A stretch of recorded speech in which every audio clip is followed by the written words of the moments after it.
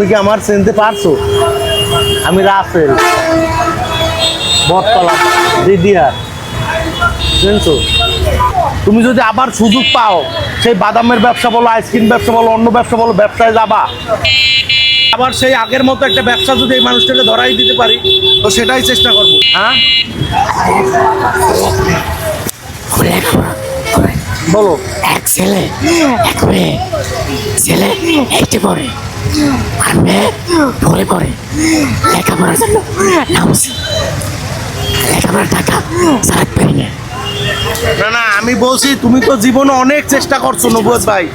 আমরা সেই ছোট থেকে দেখছি তোমারে, তুমি জীবনে অনেক ব্যবসা করছো, নদীপথে পর্যন্ত ব্যবসা করছো, নৌকা বাইতে পারো নাই, হাত নিয়ে পাও নিয়ে, তারপর তুমি সেই ব্যবসায় গেছো। এখন কি আবার যদি সময় সুযোগ হয়, তোমার যদি সেই রকম কোনো সহৃদয়বান ব্যক্তি যদি একটা ব্যবস্থা করে দেয়, তো তুমি কি আবার সেই ব্যবসা বাণিজ্য করতে যাবা? হ্যাঁ, তাহলে তুমি একটু বলো, তাদের উদ্দেশ্যে বলো, যারা সহৃদয়বান ব্যক্তি আছে তারা যেন তোমার দিকে একটু ফিরে তাকায়। আমার একটু ফিরে তাকাই সবাই। তুমি এখন এই শেষ জীবনের শেষ বয়সে আইসা এই রাস্তায় বরিশালের মতো জায়গায় আসিয়া কেন এইভাবে বসছো? তোমার কি এতই এখন অভাব অনটন চলতেছে না? আমার এবার লেখাপড়া চলে না, বাচ্চাগুলো লেখাপড়া চলে না। বরিশালে তোমারে কোন জায়গায় পাওয়া যায় সবসময়ের জন্য? এইখানে পাইবেন। এই নতুল্লাবাজি পাওয়া যায়, মাঝে মাঝে আমি চৌমাথাও দেখছি তোমার বসতে। তো বাড়িতে যাও না কখনো? যাই, এই নাম্বার আছে। এই নাম্বার তো আছে, তুমি বাড়িতে কখনো যাও? যাই, বরিশাল থাকো কোথায়? ব্যাংকের নিচে। ব্যাংকের নিচে থাকো? আর বলি ব্যাংক। রূপালী ব্যাংকের নিচে। আচ্ছা, এই নাম্বারটা আমি একটু বলে দেই, একটু কাছে আসো, নাম্বারটা একটু দেখাও।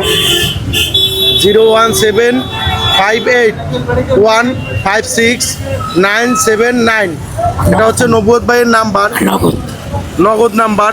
যদি কোনো সহৃদয়বান ব্যক্তি থেকে থাকেন, নবুয়ত ভাইকে সহযোগিতা করার মতো ইচ্ছা কারো থেকে থাকে, তো সহযোগিতা করতে পারেন। আমি আমার আপ্রাণ চেষ্টা করব এই মানুষটাকে আবারও সেই তার ব্যবসায়িক জীবনে ফিরিয়ে নিতে। এই মানুষটা তার জীবনে যতটা যুদ্ধ করার দরকার ততটা যুদ্ধ করেছেন।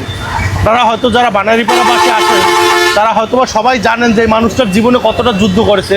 এই মানুষটা নদীতে, নৌপথে, নৌকায় করে চা বিক্রি করেছে, বিস্কিট বিক্রি করেছে, পান সিগারেট বিক্রি করেছে, প্রতিটা স্কুলে স্কুলে এই মানুষটা আসলে বাদাম বিক্রি করতো। তারপরে এই মানুষটা কিন্তু আইসক্রিম বিক্রি করতো। আসলে এই মানুষটার জীবন যুদ্ধে যতটা যুদ্ধ করার দরকার প্রতিটা জায়গায়, প্রতিটা ক্ষেত্রে কিন্তু যুদ্ধ করেছে। আর সেই